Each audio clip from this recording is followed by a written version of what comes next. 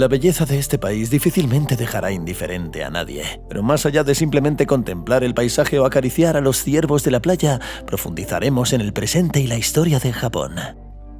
Hablaremos de por qué barrios enteros de Kioto están cerrados a los extranjeros y cómo se está renovando gradualmente la sagrada montaña budista. También descubriremos que en el cementerio más grande de Japón se está erigiendo un monumento a una de las marcas más famosas. Hagamos senderismo en auténticas montañas japonesas desiertas y descubramos por qué son casi un paraíso para los amantes del senderismo. Veamos cómo luce una ciudad que fue casi completamente destruida por una explosión nuclear y conozcamos a una persona que sobrevivió. Y descubriremos qué ha ocultado Hiroshima a los visitantes durante años. Y es difícil creer que en 7 días logré visitar 6 ciudades y regiones diferentes, en particular gracias a la increíble agilidad y la excelente planificación de los ferrocarriles japoneses. De hecho, comenzaremos por ahí, o más específicamente por la estación central de Tokio.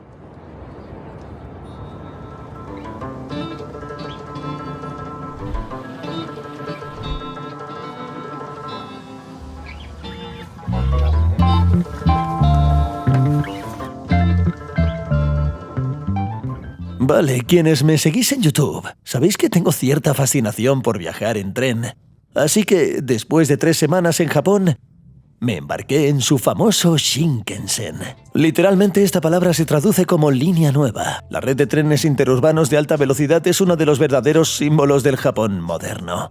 El primer tren se inauguró en 2014. Se inauguró para los Juegos Olímpicos del año 64 después de Cristo y causó una auténtica sensación mundial con su velocidad máxima de 170 km/h.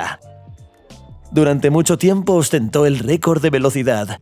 La red ha crecido con el tiempo. Los trenes, por supuesto, han pasado por varias modernizaciones.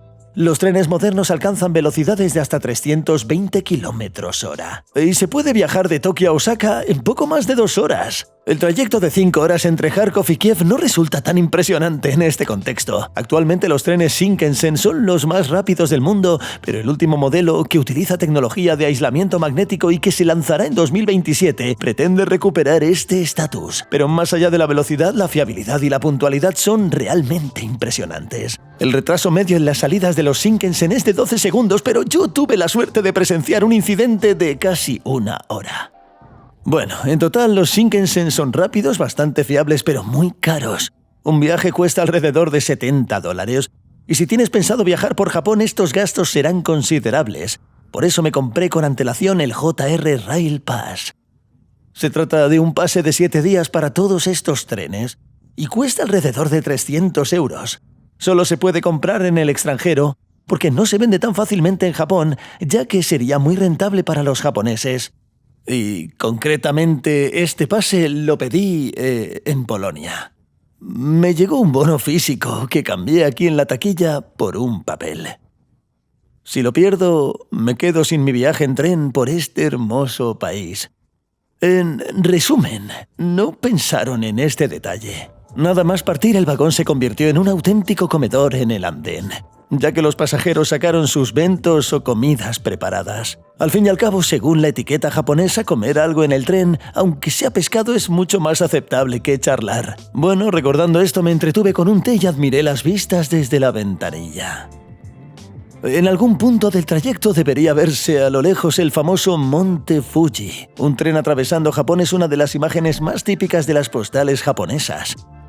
Pero el día estaba nublado y, por desgracia, no lo vi. Además, la mayor parte del recorrido del tren transcurría por una vía vallada, lo que dificultaba bastante la visibilidad. Este podría decirse es el precio de la alta velocidad.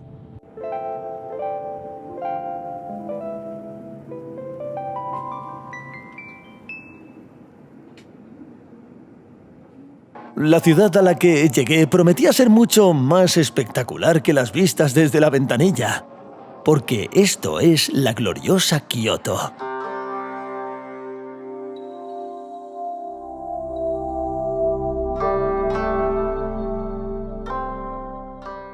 La ciudad es famosa principalmente por haber sido la capital de Japón durante más de 1000 años. Sin embargo, los residentes más patriotas afirman que cuando la capital se trasladó a Tokio en el siglo XIX, de alguna manera no se siguieron todos los cánones japoneses y legalmente aún puede considerarse la capital. También es famosa por ser la ciudad mejor conservada entre las grandes urbes, ya que se libró de tsunamis, terremotos y bombardeos devastadores. Dicen que los estadounidenses consideraron Kioto como el segundo objetivo de su bombardeo atómico en lugar de Nagasaki. Y supuestamente, uno de los ministros de guerra le pidió personalmente al presidente Truman que perdonara a Kioto porque había pasado allí su luna de miel. Esto incluso se menciona en una escena de la película Oppenheimer de Christopher Nolan, pero en realidad no hay evidencia histórica que lo confirme. Más adelante hablaremos de por qué Kioto evitó la participación de Hiroshima. El Kioto moderno, especialmente su centro, se distingue por sus calles estrechas y edificios bajos, que a diferencia de Kioto, para preservar su autenticidad, no tienen prisa por demolerlo y por eso la vivienda es bastante difícil por aquí, especialmente en alquileres a largo plazo. También es difícil encontrar un hotel. Kioto, al igual que todo Japón, no es una ciudad barata para viajar, pero logré alquilar una habitación por 3 noches por $100. Sí, 3 noches por poco más de 100 euros. Sí, el tipo de cambio del yen está de maravilla ahora mismo. En los últimos años, sobre todo debido a la invasión rusa de Ucrania, el yen se depreció frente al dólar casi 1/3, lo que propició precios a veces fantásticos y atrajo aún más extranjeros. Con una población permanente de 1,5 millones de habitantes, Kioto ocupa el 9º puesto en este indicador en Japón, pero a la vez es una de las ciudades más visitadas por los turistas. Y gracias a la magia del ferrocarril, nos dirigimos a uno de los lugares turísticos más populares y destacados de la ciudad.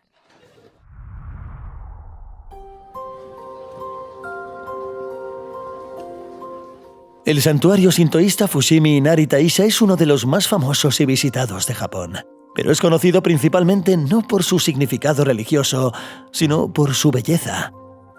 Aquí se muestra una serie de cientos de las mismas piedras rojas de granizo o torii, instaladas sobre senderos peatonales, cuya fotogenia atrae a multitudes de personas con cámaras gracias a su atractivo para Instagram. Sí, y aquí en algunos lugares se está creando todo un fenómeno de influencers, esperando a que pase la gente para capturar un par de segundos de una foto perfecta para Instagram. Los torii son un importante símbolo religioso en el sintoísmo. Me dio curiosidad saber qué simbolizan realmente en tal cantidad. Y la respuesta que encontré fue banal. Son donaciones al templo por parte de empresarios. Y en cada torii un agradecimiento a un benefactor específico está grabado en jeroglíficos negros. Así que con el tiempo estos túneles solo se harán más grandes.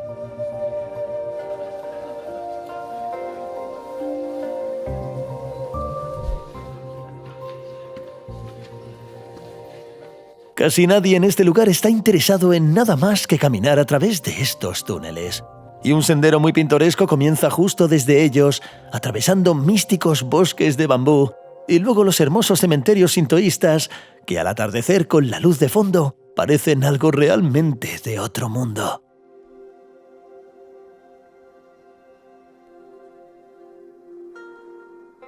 Pero el crepúsculo en el bosque pronto se convirtió en completa oscuridad, y continuar caminando hasta la cima de la montaña bajo la cual se encuentra el templo se volvió bastante incómodo. Vale, no pasa nada, hoy he tenido un día de familiarización logística y mañana intentaré hacerme con todo lo que hay que ver en Kioto.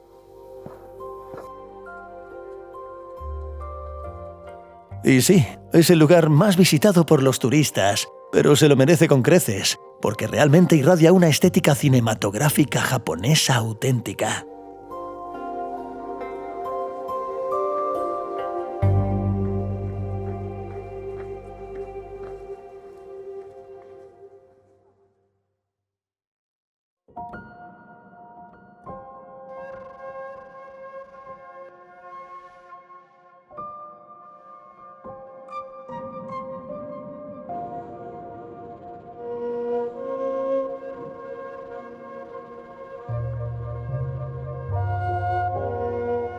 Hablando de lugares con estética japonesa, una de las zonas de Klondike en Kioto es el distrito de Arashiyama, al que fui muy temprano. Se encuentra en las afueras de la ciudad al pie de las montañas a orillas del río Oi, de nombre peculiar. Fue una zona de paseo predilecta de la corte imperial durante la época de la capital. Ahora está repleta de turistas y lugareños que lucen sus elegantes camisas japonesas bordadas y pasean por sus calles y malecones. El recorrido de casi todos los visitantes de Arashiyama converge en uno de los principales atractivos naturales de Japón, el famoso bosque de bambú.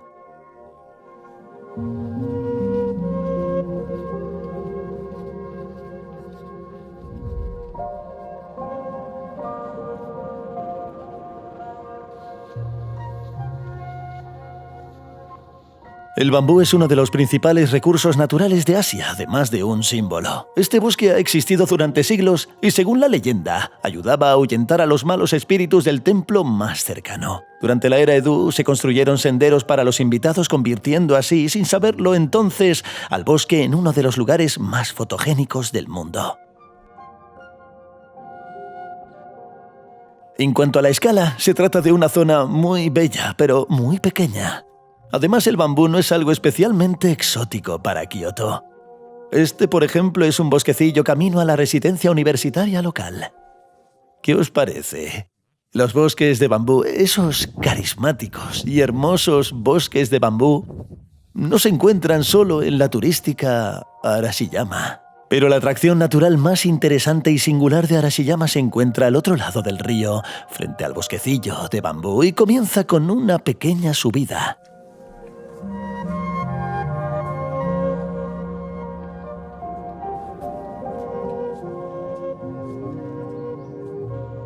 La subida atraviesa un bosque muy pintoresco, pero lo interesante aquí no es el bosque en sí, sino sus habitantes. Y por este cartel probablemente ya hayas adivinado quién vive en este bosque.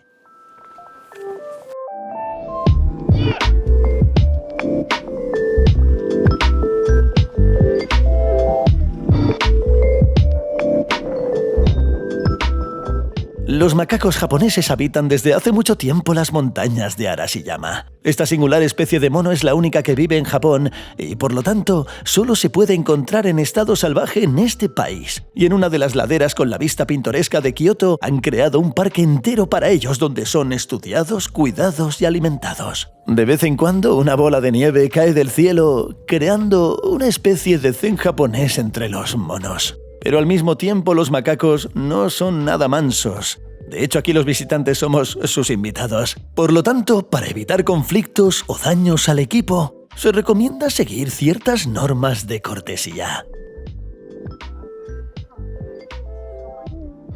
Esta especie se considera extremadamente inteligente y avanzada. Por ejemplo, además de los humanos y los mapaches, son los únicos animales conocidos que tienen la costumbre de lavar su comida antes de comer. Pero es que además tienen muchas costumbres similares a las de los humanos. O mejor dicho, nosotros también tenemos algunas similares a las suyas. Acurrucarse entre ellos es una forma de ocio o relajación.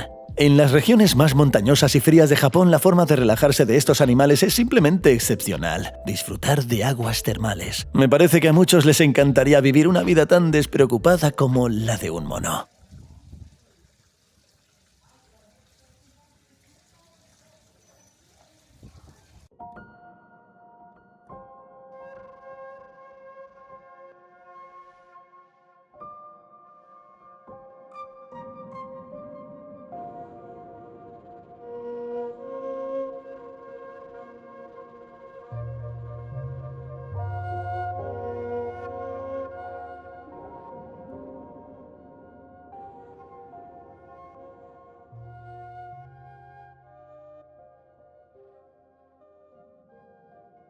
Uno de los principales atractivos de Kioto, que atrae a multitudes de turistas, es el Kinkokuji, o Templo Dorado.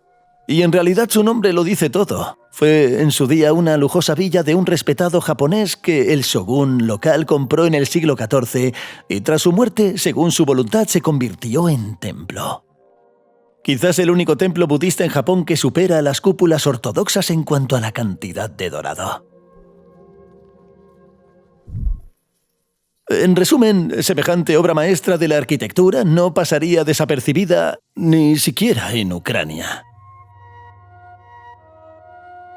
Pero aquí en particular los exteriores dorados no son sinónimo de mal gusto. No, en mi opinión todo luce perfecto y se integra armoniosamente con el entorno. Un jardín japonés y un estanque donde habitan las famosas carpas koi. A ver, pero permitidme añadir un poco de contexto a este cuento de hadas japonés dorado. El polvo de oro desapareció de este templo en el siglo XIX y durante la Segunda Guerra Mundial fue completamente destruido. Pues no, va a ser que no. El templo fue incendiado en 1950 por un monje poseído. Sea como fue, esta, como tantas otras cosas en Japón, es una reconstrucción de altísima calidad, realizada con gran esmero, que bajo el cambiante clima nevado parece un auténtico plató de cine.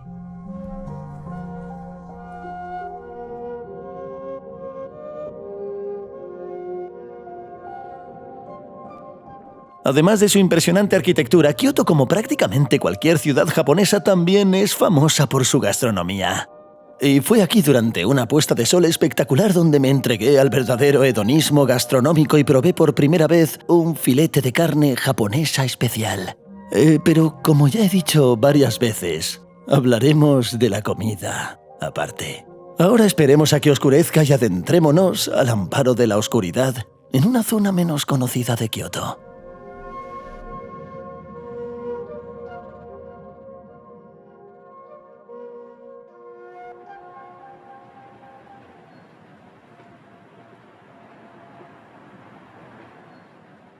Gion es un barrio antiguo que encierra una especie de cápsula de historia y arquitectura. Callejonas tranquilas y coloridas, pequeños santuarios sintoístas, exquisitos restaurantes a orillas del río y multitud de pequeños detalles arquitectónicos. Esta es probablemente la máxima expresión de la cultura japonesa que pude experimentar en un paseo nocturno. Se considera un barrio de entretenimiento, y aquí se encuentra uno de los teatros kabuki más antiguos de Japón, en el que tradicionalmente todos los papeles, tanto masculinos como femeninos, son interpretados exclusivamente por hombres. Pero ante todo, Gion es conocido como el barrio de las geishas. Y aunque hay muchas linternas rojas encendidas en este lugar, no es ese tipo de barrio en absoluto. Y aún persiste el perjuicio de que una geisha es simplemente una escort japonesa. Pero eso no es cierto. Una geisha es más bien una trabajadora del sector del entretenimiento. Es decir, mujeres muy educadas que desde niñas aprenden modales especiales, ceremonias del té y sus propias danzas. Y actúan en cenas privadas para invitados. Y claro, alguien podría decir una acompañante muy educada y refinada. Probablemente esta sea la diferencia de mentalidad entre nosotros y los japoneses, porque ellos no piensan así en absoluto. Lo digo como si conociera la cultura oriental al dedillo. Me lo he estudiado. Asistir a una cena con una geisha es muy difícil para los extranjeros. Incluso si se llega a un acuerdo, costará mucho dinero. Pero los extranjeros pueden ver este trabajo en un teatro especial, donde muestran, por así decirlo, una muestra de este arte local. Este teatro ofrece a los turistas pequeñas representaciones de diversos géneros tradicionales japoneses durante una hora. Pasa muy rápido, pero es conveniente conocerlo todo de una vez.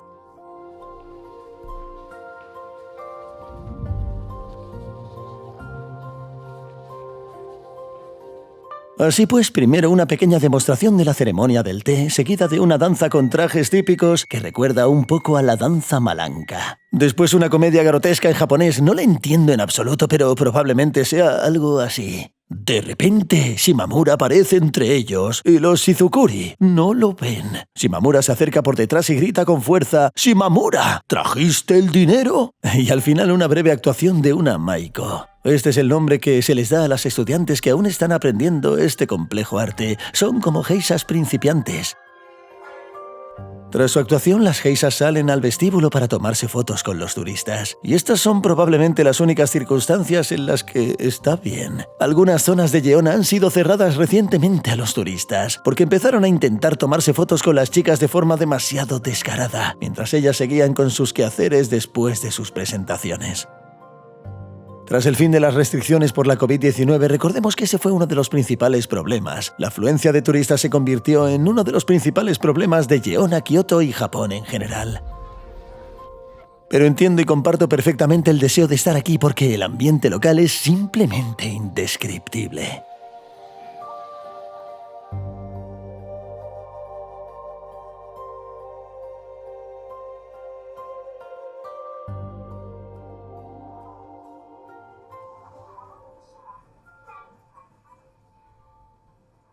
Al día siguiente, apenas habiendo desayunado, tomé el tren matutino a otra ciudad cercana a Kioto, también muy turística.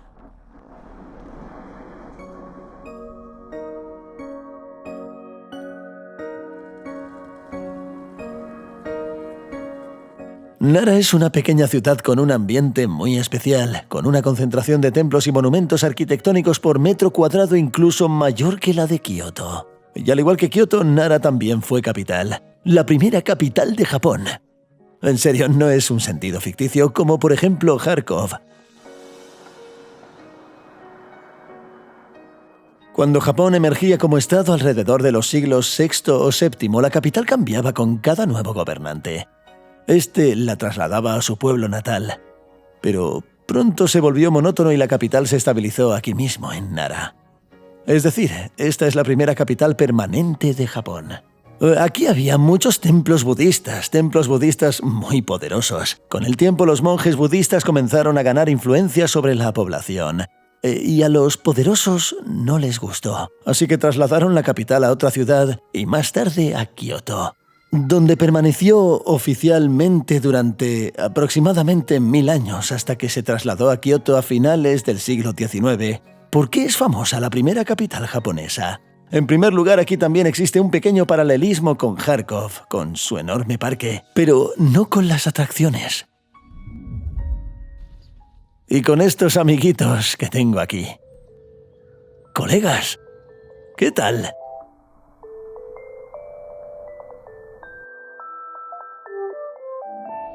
Los ciervos han vivido en estas tierras desde tiempos ancestrales y podría decirse, el principal símbolo de Nara. Se les considera sagrados y están protegidos por ley en todos los sentidos. Sin embargo, al igual que los macacos tigre, no están domesticados. Aunque parezcan crías cuando están de mal humor, pueden inventarse cosas sobre la gente que les cae mal. E incluso aquí hay carteles con una selección de sus mejores técnicas. La principal forma de hacerse amigo de ellos es comprar galletas especiales para renos por 200 yenes, que se venden aquí en cada esquina, y es lo único que se les permite comer. Y justo cuando veo a alguien abrir el paquete, se agolpan desde el barrio más cercano como en una caricatura de Disney, y empiezan a pedir comida con descaro. Y lo más importante es que no solo deambulan por el parque, sino en principio por toda la ciudad. Son como los gatos callejeros de las ciudades más convencionales que se juntan con la gente por todas partes. Cerca de los supermercados con caritas de disgusto porque el cajón de las galletas está cerrado. En los pasos de peatones y por supuesto en los callejones que conducen al principal patrimonio arquitectónico de la ciudad.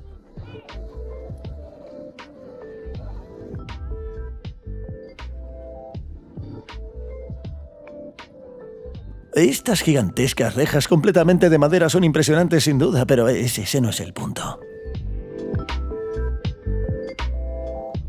Vale, y tampoco se trata de estas rejas.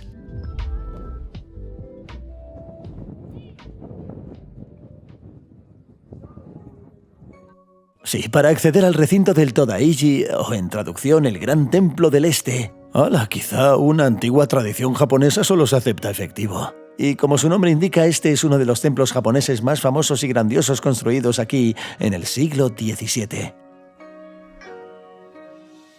Si ya me habían impresionado las rejas de la entrada, este edificio me ha dejado sin palabras. Por la cantidad de soluciones arquitectónicas, detalles y el hecho de que todo esté hecho de madera. Y no en vano, este templo está considerado una de las estructuras de madera más prominentes y grandes del mundo. Una pasada. Y de hecho, en particular, a través de este templo, la capital fue trasladada por los Nars, porque realmente tuvo una gran influencia. Y según la tradición local, lavarse las manos con agua y jabón antes de dirigirse a la visita al Buda local, que, por cierto, es uno de los más grandes del mundo.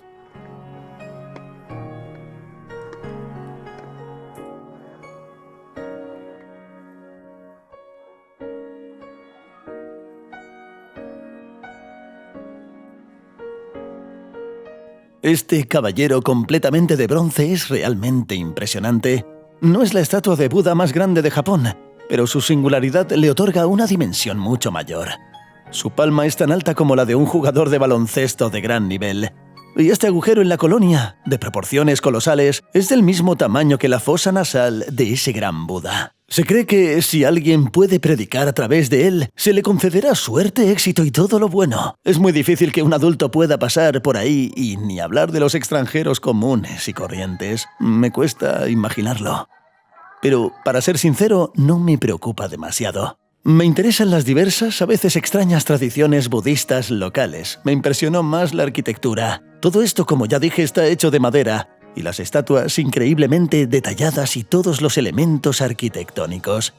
Me sorprendió pensar que algunos detalles se asemejan a las antiguas construcciones de madera de Ucrania, y como pude comprobar, a mi regreso no era el único. Vi este libro por pura casualidad en el apartamento alquilado de un amigo. Allí realizaron un estudio completo sobre las inesperadas similitudes en las soluciones arquitectónicas, edificios japoneses e iglesias o casas de pueblo en el oeste de Ucrania. Sin embargo, esto no se debe a algún tipo de intercambio de tecnologías, no. Obviamente, porque estamos muy lejos, ni a la similitud de los climas. Japón tiene más humedad y calor. Esto se debe a la similitud en el pensamiento constructivo y el deseo de que la arquitectura armonice con la naturaleza.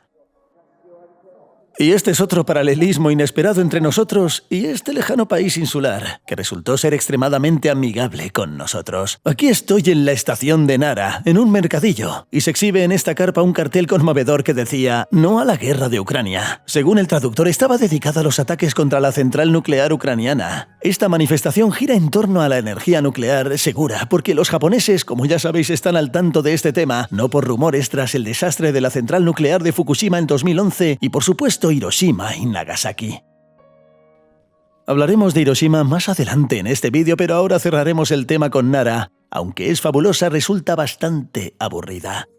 Y me aburrí en mediodía, incluso con todo el rodaje. Así que por la tarde me dirigí a Osaka. Osaka es la segunda aglomeración urbana más grande de Japón, con una población de casi 20 millones de habitantes. En una época en que Kioto era la capital legal, todo el auge económico se producía en Osaka. Al fin y al cabo, antes de que Tokio floreciera, era con diferencia la ciudad portuaria más grande. Ahora es un gran centro empresarial donde se ubican y realizan los negocios muchas compañías, famosas por su gastronomía y su animada vida nocturna. Es decir, si Kioto es un acogedor pueblo japonés con luces rojas y calles tranquilas, Osaka es un poco diferente. La mayor concentración de la vida nocturna de Osaka se encuentra en el distrito de Dotonbori. Hay una gran cantidad de bares frecuentados por extranjeros y varios establecimientos clandestinos que, según me contaron los lugareños, suelen tener roces con la yakuza. Por eso, Aspen es considerado el centro de la gastronomía y los mariscos japoneses con numerosos establecimientos. Desde la comida callejera como el okonomiyaki, fideos fritos con diversos rellenos, y el takoyaki, bolitas de masa frita rellenas de 1/8 parte de su tamaño. También hay restaurantes de pescado más especializados, donde, por ejemplo, se puede degustar el legendario y peligroso pez globo. Curiosamente, en Japón todavía se registran varias muertes anuales por su consumo, pero no en restaurantes. Debido a su apariencia, este pequeño pez puede confundirse con otros peces pequeños y añadirse accidentalmente a las bebidas secas. De hecho, por este motivo, a veces la gente sufre intoxicaciones graves por el pez globo. Sí, este de aquí. Obviamente, es mi opinión. También olvidé mencionar mis impresiones sobre el fugu. Os contaré más adelante. Como es habitual en las ciudades japonesas, en las calles de Dotonbori abunda una gran concentración de letreros y pantallas de neón. Algunos de ellos son auténticos iconos de la ciudad. Uno de los hombres más famosos de Aspen es este tipo en la valla publicitaria detrás de mí. Este es el logo de una confitería, de la empresa que aparece constantemente en este anuncio y la gente viene a sacarse fotos con él. Sí, sin duda, un éxito de marketing rotundo. El llamado Glicoman cuelga aquí desde 1935 y solo lo cambian ocasionalmente para celebrar algunas festividades. Y me dio la impresión de que las noches en Dotonbori son, en general, una auténtica fiesta.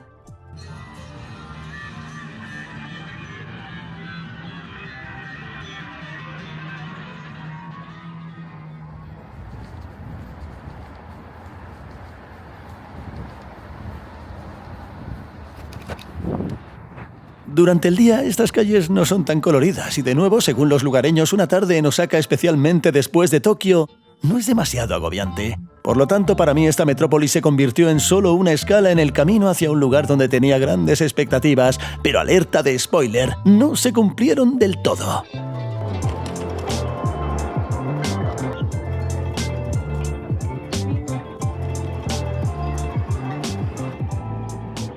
Y el viaje implicó 4 transbordos. Cambié el metro de Osaka en las afueras por una línea de tren aparte en la que mi pase milagroso no funcionó. Y fue el viaje en tren más pintoresco de mi estancia en Japón.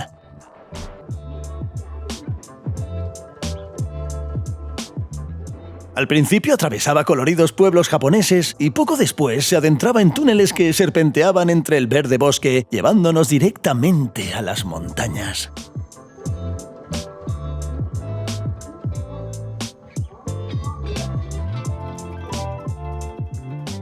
En la última estación, el tren se transformó en un funicular que asciende aún más alto en las montañas.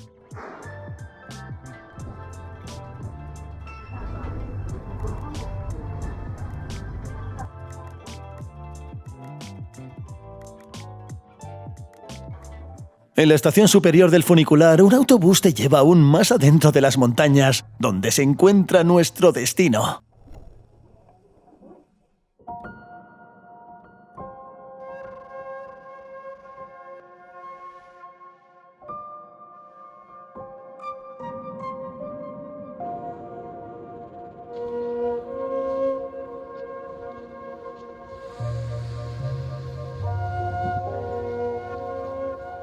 A finales del primer milenio, en esta montaña llamada Koya se estableció y fundó su templo, un monje llamado Kukai. Fue el fundador de una rama esotérica particular del budismo. Esta secta fue ganando popularidad y con el tiempo comenzaron a aparecer cada vez más templos en estas laderas.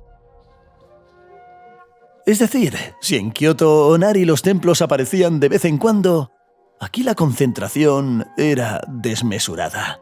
Hay 117 en este pequeño pueblo. Y en todo Japón hay alrededor de 2000. Así que esta montaña y este asentamiento comenzaron a considerarse sagrados y desde aquí se inició la ruta de peregrinación de Shikoku, importante para el budismo. Y los templos locales comenzaron a ofrecer alojamientos para los peregrinos que emprendían esta ruta o simplemente visitaban Koyasan. Con el tiempo la demanda de esta historia creció enormemente y aquí todo es muy... Surgieron escuelas y su propia universidad teológica y se pueden encontrar clérigos en los minimercados mientras se hacen las compras. Pasar la noche en los templos se ha convertido en una marca local y un servicio comercial. Y los monjes de recepción charlaban conmigo en inglés, aunque el personal del hotel en Tokio lo hacía mejor. Ahora se están construyendo nuevos y grandes complejos hoteleros y turísticos en las laderas. Y claro, como se suele decir, estoy a favor del desarrollo y la civilización, pero me imaginaba un misterioso y colorido pueblo budista de montaña. Pero creo que mis expectativas eran demasiado altas. Es decir, en cuanto al ambiente general, me parece que se asemeja al máximo a esas cumbres con temática budista. Pero el lugar más famoso es Koyasan, a media hora a pie, y de verdad que me impresionó muchísimo.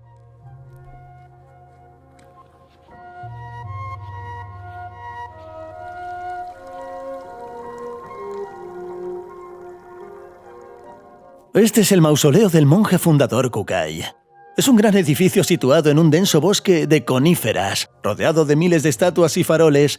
Se rumorea que algunas de ellas han estado ardiendo ininterrumpidamente durante más de 900 años. Solo los monjes locales tienen acceso al interior. Sin embargo, no todo en esta montaña está abierto al público aún.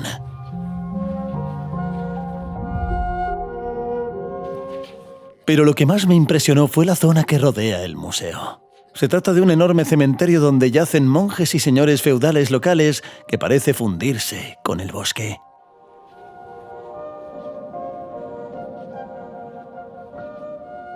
Bueno, aquí el ambiente, sin ser exagerado, es de una paz absoluta.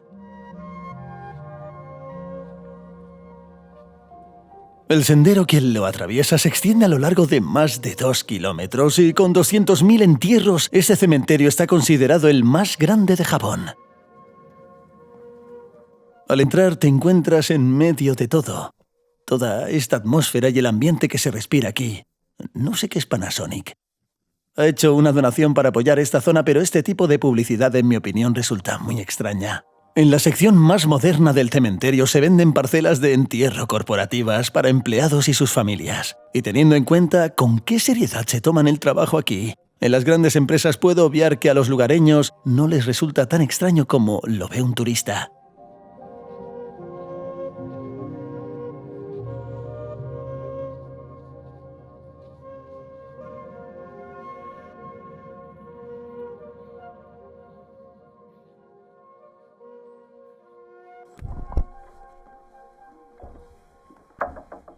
Mi alojamiento en Koyasan es, de hecho, un templo budista.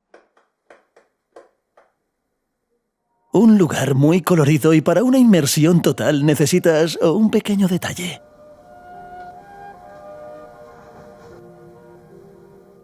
Esto se llama yukata, es una prenda japonesa muy hogareña, una bata de algodón que encaja perfectamente con el ambiente. Por cierto, la distribución de esta sukuba o habitación de huéspedes en el templo es muy similar a la de una pensión en la que nos alojamos en Miyoko durante la parte nevada de este viaje. La misma habitación cuadrada, una esterilla en el suelo, la misma meca cuadrada de siempre en el centro. Un futón, el colchón donde se duerme, hay un armario con puerta e incluso el mismo calefactor eléctrico. Y por alguna razón huele un poco a repollo. En realidad es olor a queroseno.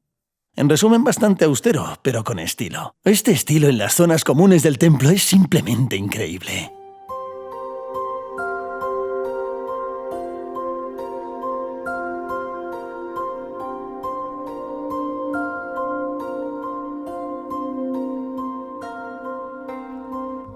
Por si acaso, os recuerdo que no se trata de un hotel de lujo, sino de un templo en activo donde los monjes viven y realizan sus rituales.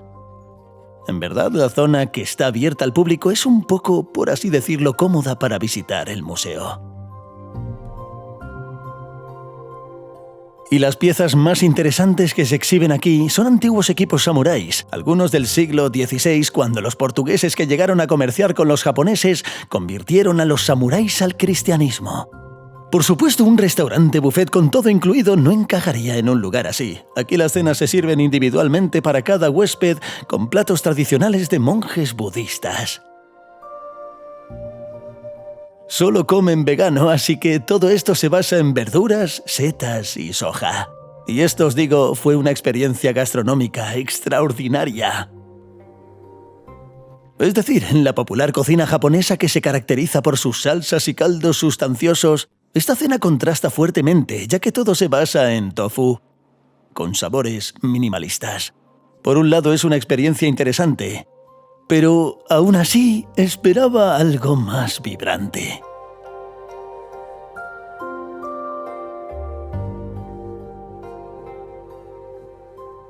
Esta inmersión en la vida budista es bastante exclusiva, ya que no hay muchas habitaciones libres en los templos. Y por consiguiente no es barata, una noche cuesta alrededor de $100, pero la experiencia cultural y el ambiente son realmente fascinantes.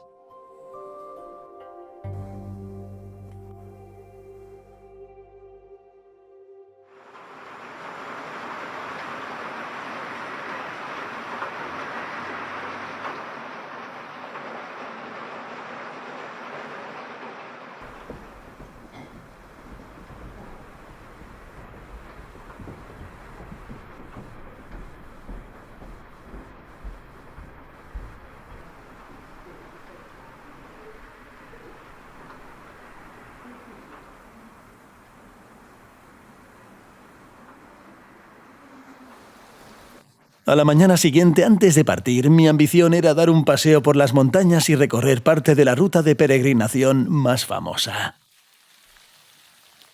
Pero el tiempo aún amenazaba tormenta, así que probablemente sea mejor posponer la última caminata para otro momento. En general, aunque este lugar no cumplió del todo con mis expectativas, es un buen ejemplo de cómo las tradiciones se mezclan con la modernidad y la tecnología. Bueno, en cuanto al tiempo, siguen siendo montañas y nadie es inmune a ello.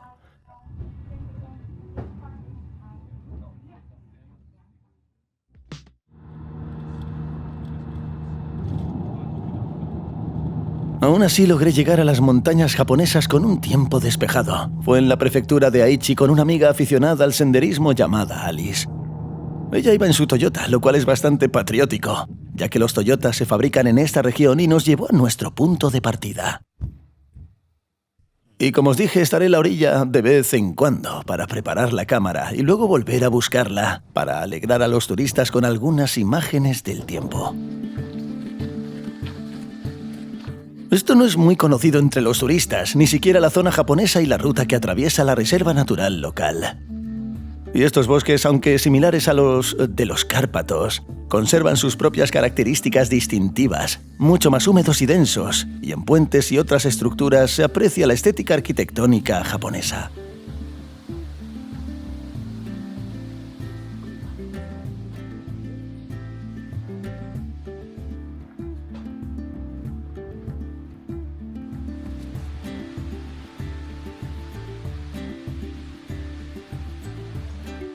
¡Anda, mira! El primer turista que nos encontramos era el mismo. En total solo nos cruzamos con otros 4 excursionistas ese día. Claro, hay que tener en cuenta que era un día entre semana y no un lugar muy turístico, pero resultó ser una tendencia generalizada en todo el país. ¿La gente en Japón va mucho a la montaña? No lo creo. Siempre son como 6 horas, incluso 2. Aquí la gente es muy perezosa. ¿Perezosos? Sí. Por lo que pude comprobar, con lo poco productivos que son en el trabajo, les da mucha pereza juntarse los fines de semana para ir a algún sitio a sudar en bosques y colinas. Esto va para todos los amantes del senderismo. Esa pereza es beneficiosa porque aquí está el sendero. Aquí está el día soleado y absolutamente no hay nadie más que nosotros. Esto es genial. Por cierto, hablando de trabajo, Alice es tatuadora en Japón, un país que históricamente ha tenido una actitud bastante tabú hacia los dibujos en el cuerpo, por decirlo suavemente. Ahora está mejorando. Los tatuajes son cada vez más populares y poco a poco se van acostumbrando, sí, a eso. Hasta las personas mayores se acostumbran. Sí, incluso piden tocar el tatuaje, les gusta, pero siempre ha sido un tabú. Pero fuera de la ciudad siguen existiendo muchas prohibiciones en las piscinas y en las playas. Así que siguen pidiendo cubrirlo. Incluso en Disneyland o Universal Studios. Pero si ves las guías turísticas internacionales, no hablan acerca de eso, de los tatuajes. ¿Y se retiró? En japonés, sí. Sí, en la guía en japonés todavía lo escriben, aunque no está permitido. Creo que todavía relacionan los tatuajes a los yakuza. ¿Alguno de tus clientes ha tenido problemas con la yakuza por haberse hecho el tatuaje equivocado? Oh, no realmente. Esto es diferente.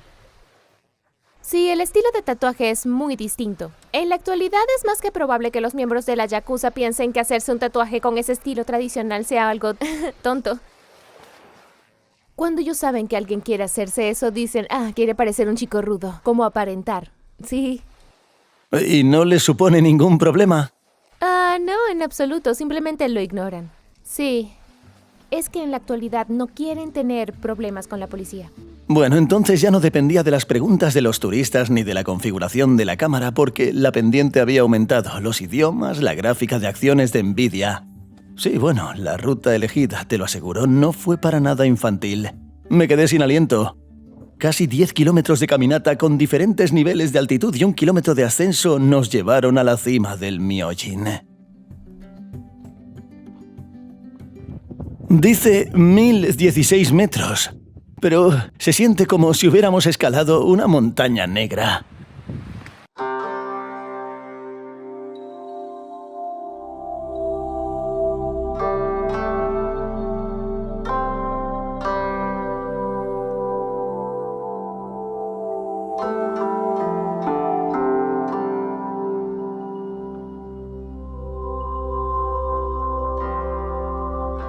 Este terreno montañoso japonés y también los bosques se parece un poco a los Cárpatos, pero a la vez tiene diferencias notables. Las pendientes no son más pronunciadas y las crestas están mucho más juntas. Y de hecho, así es como se ve la mayor parte de Japón, para que te hagas una idea. No se trata de ciudades ni de playas, sino de este tipo de terreno difícil. 2/3 del territorio de Japón están cubiertos de montañas de diversas alturas, así que este es un verdadero paraíso para los amantes del senderismo. En la cima que escalamos se ha instalado una preciosa torre de observación cuyo estilo recuerda a los torii rojos. Desde ella se puede ver parte de los Alpes japoneses, la cordillera más alta del centro del país, que, como recordarás, me resultó muy agradable con la nieve durante mi viaje por Japón. Pero más allá de este hermoso mirador, me sorprendió algo más. Sí, lo has adivinado. Aquí en una montaña que recibe la visita de varias personas al día, hay 2 baños, uno para hombres y otro para mujeres. Esto es lo más japonés que uno pueda imaginar. A ver, no es que yo, un extranjero aventurero, nunca haya visto baños públicos, pero en la montaña también hay 2 separados y semejante limpieza. Sin duda, aquí en los Cárpatos es algo que se ve muy pocas veces.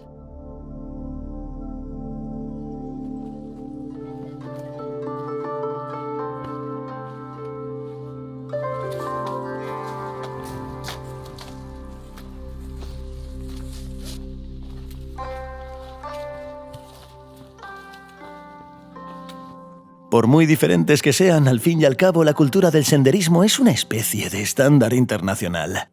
Ir a algún sitio, comer algo y bajar lleva más tiempo del que uno piensa, calculado.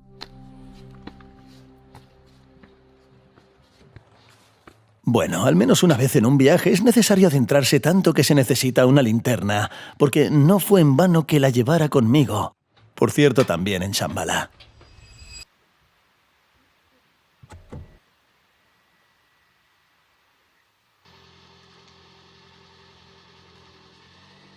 ¿Sabes? Realmente agradezco la oportunidad de explorar montañas menos conocidas por los turistas, pero no por ello menos hermosas. Vale, vamos ahora a lugares mucho más famosos del mundo, lamentablemente en Japón.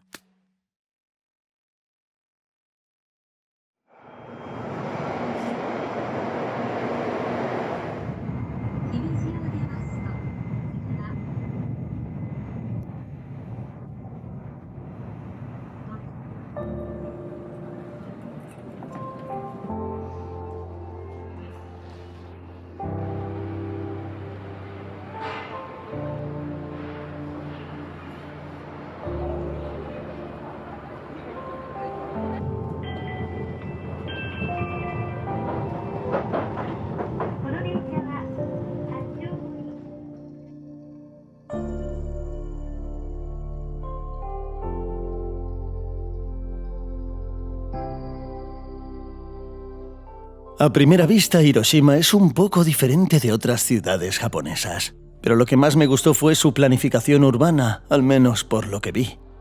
Calles más anchas, una construcción menos densa, más espacios abiertos, zonas verdes e infraestructuras para bicicletas.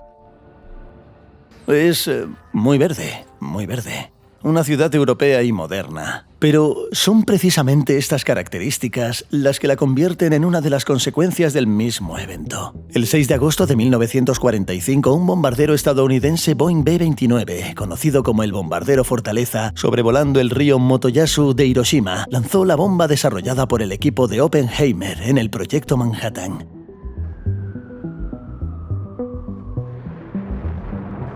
Este fue el primer uso de armas nucleares en un conflicto bélico en la historia.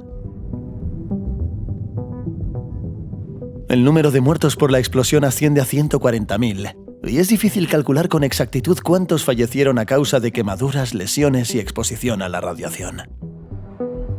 Hiroshima y Nagasaki se hicieron famosas en todo el mundo como ejemplo de las consecuencias de las armas nucleares. Por ejemplo, esta visualización se exhibió en el Museo de las Fuerzas de Misiles en la región de Kiroborad. Antes del bombardero, Hiroshima era uno de los centros de la industria japonesa, incluyendo la militar, que fue arrasada en un 70%. Tras la rendición de Japón, la ciudad fue reconstruida casi desde cero.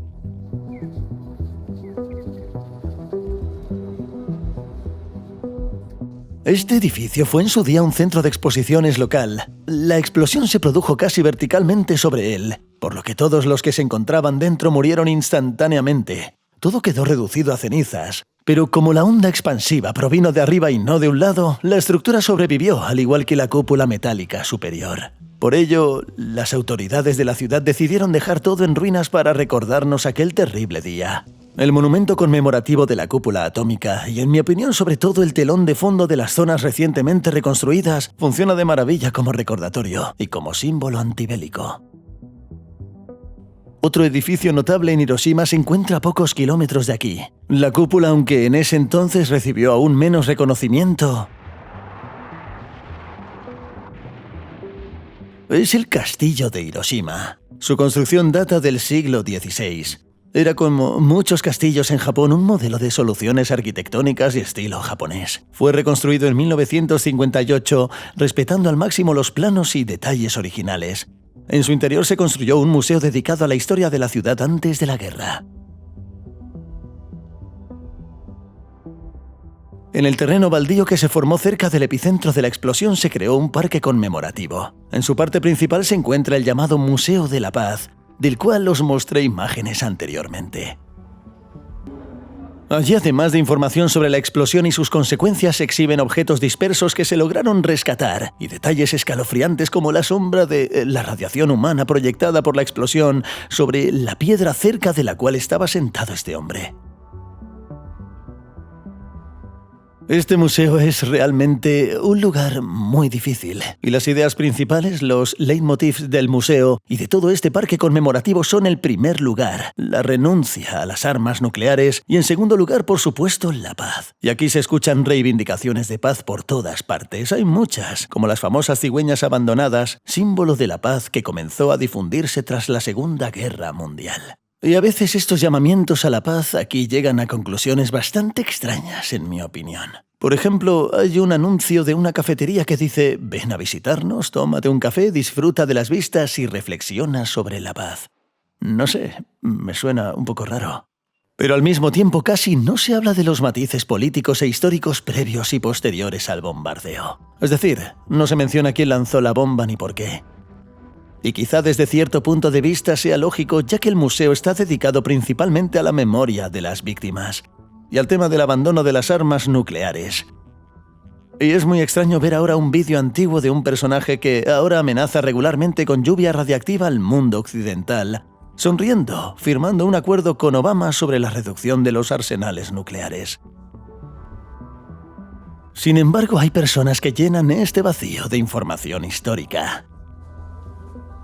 Se trata del señor Mito Kosei, el llamado superviviente intrauterino. Su madre estaba en el cuarto trimestre de embarazo durante la explosión y él nació con problemas de salud. La madre ha superado el cáncer varias veces y ahora, a los 105 años, es la testigo viva más anciana de los hechos y acude al monumento conmemorativo todos los días para comunicarse con la gente. He vivido aquí 78 años. Trabajé como profesor en un instituto y luego como guía en un museo. Pero allí no podía contarlo todo, así que es mi deber responder a las preguntas y aportar datos que no se encuentran en el museo. Es una auténtica enciclopedia de aquella época y de aquellos acontecimientos. Habló de la creencia generalizada de que la guerra ya estaba perdida y de cómo los débiles ataques a Tokio unos meses antes eran motivo de rendición. Habló de la arquitectura de la ciudad, de las consecuencias de la liquidación, de cómo tras el bombardeo la marea arrasó los cuerpos de los muertos a las profundidades de la ciudad, lo que complicó enormemente el proceso. Poco después del bombardeo, científicos japoneses detectaron la radiación. Sí, pero las autoridades del país no lo comunicaron, porque temían que la población entrara en pánico. También habló de cómo los estadounidenses, además de desarrollar el arma en sí, se estaban preparando antes de eso y por qué precisamente Kioto salió indemne. Antes del bombardeo, Estados Unidos creó una unidad especial para estudiar nuestra mentalidad. Investigaron cómo controlar a los japoneses, pero sin avivar el sentimiento antiamericano. Por eso, en primer lugar, no permitieron el ataque al Palacio Imperial de Tokio. Y tampoco atacaron Kioto, donde los emperadores residieron durante mucho tiempo. Porque Estados Unidos sabía que el emperador era considerado como un dios. Asesinarlo o destruir Kioto, sin duda, nos volvería en contra de Estados Unidos. Según me contaron, el factor decisivo para la rendición del Imperio japonés fue que pocos días después del bombardeo, la Unión Soviética declaró la guerra al Japón derrotado. Y este se rindió con la garantía de que los aliados preservarían la estructura estatal e impedirían una ocupación comunista de la isla. Estados Unidos no estaba protegiendo nuestras vidas, sino protegiendo a nuestra nación al permanecer en Japón.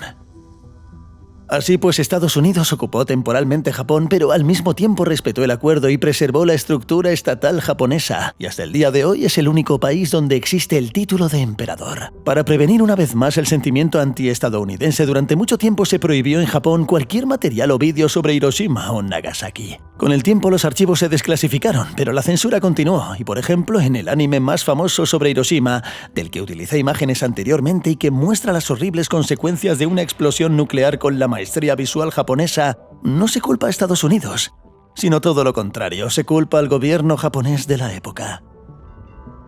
Con el tiempo, por supuesto, la información se hizo cada vez más accesible al público, pero la política de suavizar los aspectos negativos no desapareció. Por ejemplo, cuando en 2016 Obama se convirtió en el primer presidente estadounidense en visitar la ciudad y el monumento conmemorativo, evitó mencionar la participación de Estados Unidos en su discurso. En cambio dijo: «La muerte cayó del cielo». Dígalo como si fuera un desastre natural o un castigo divino. Esta política informativa continúa vigente en Japón hasta el día de hoy. Por ejemplo, durante 9 meses hasta que estuvo disponible en plataformas de streaming, el estreno en cines de la película Oppenheimer se propuso para no volver a abordar este tema tan delicado. Anda, de nuevo el mismo museo. El museo y el gobierno japonés están haciendo todo lo posible para prevenir el sentimiento antiamericano, contando la historia de lo que realmente sucedió aquí y quién lanzó la bomba. ¿Y te están presionando por contar esto? No, para nada. Japón es un país extraño. Además, no estoy mintiendo, son hechos reales. No pasa nada. Además del lenguaje de los hechos, el lenguaje de las suposiciones también es popular. Y aún se debate mucho sobre quién, si no los estadounidenses, usó armas nucleares por primera vez y dónde. ¿Los alemanes, los soviéticos o los japoneses? Y lamentablemente fue Hiroshima la que se convirtió en un terrible recordatorio para la humanidad de que jamás debe repetirse. Pero al mismo tiempo es un ejemplo de cómo en apenas un par de décadas una ciudad que se ha convertido en un montón de escombros puede, como el ave fénix, resurgir y transformarse en una magnífica metrópolis moderna.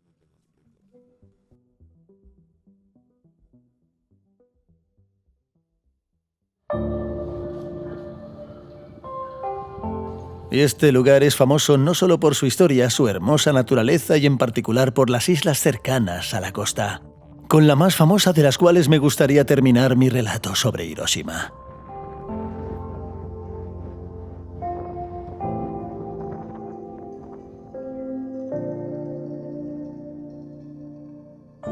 Miyajima es quizá la isla más pintoresca cerca de Hiroshima, hogar de uno de los monumentos más famosos de Japón.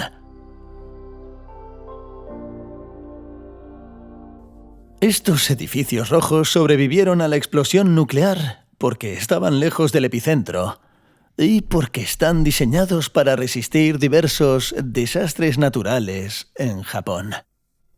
Y la vista de estos edificios durante la marea alta, cuando parecen flotar en el agua, se considera una de las 3 más impresionantes del país.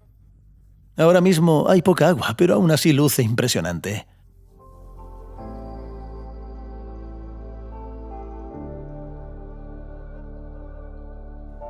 Estos edificios se encuentran en el territorio de uno de los templos más antiguos y de camino desde la estación del ferry, al igual que en Nara, se puede ver a los lugareños paseando por allí. Pero verlos en el mar con todo este paisaje isleño de fondo es como un Disneyland japonés de otro nivel.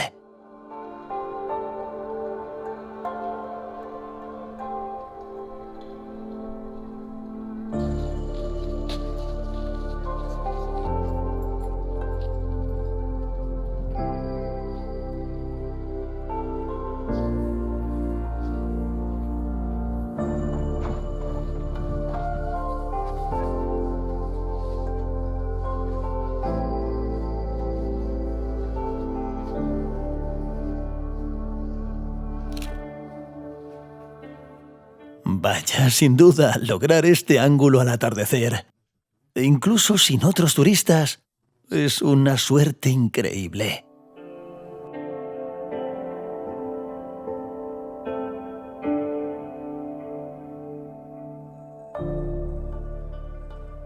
Durante este viaje vi muchas cosas hermosas. Este templo en la isla y estos edificios se convirtieron en la verdadera guinda del pastel de la estética japonesa.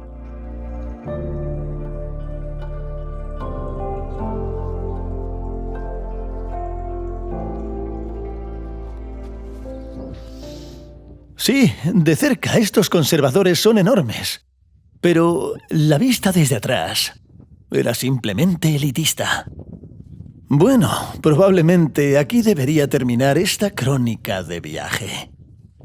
Este país es simplemente fantástico y me espera un largo camino de regreso a casa con muchas paradas.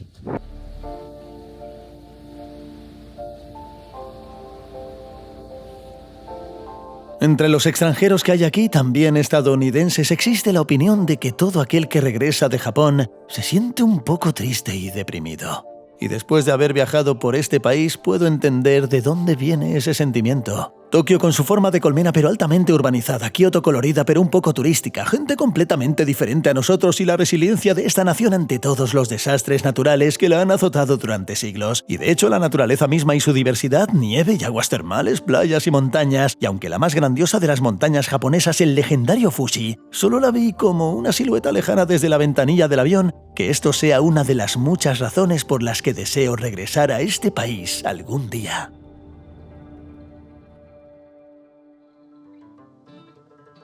Así que pasé cerca de un mes en Japón, desde mediados de febrero hasta marzo. Y este también fue un viaje maravilloso, mi mejor viaje, y una verdadera explosión de nuevas impresiones y emociones. Intenté investigar y filmar todo lo posible, especialmente en estos últimos 7 días, cuando cada hora cuenta. Invertí mucho tiempo en la validez de mi billete de tren, que resultó ser de 4 meses. Lo organicé todo por temas y edité estos vídeos. Sin duda hay mucho trabajo por aquí. Pero como habréis notado, un tema quedó un poco sin explorar. El mágico mundo de la comida japonesa. Vale, hablaremos de ello. Siempre que venía intentaba probar algo típico para filmarlo y así poder crear un blog de comida aparte. Oye, si no queréis perderos este evento, podéis activar la campanita junto al botón de suscribirse para que YouTube sepa cuándo se publicará este vídeo. Aún no sé con certeza cuándo se publicará, ya que con este calor y los cortes de luz las cosas no están avanzando con normalidad. Como siempre, me gustaría agradeceros por dedicar vuestro valioso tiempo y energía a ver mis videotutoriales. Oye, dejar aquí vuestras impresiones, enviar cualquier comentario o aclaración.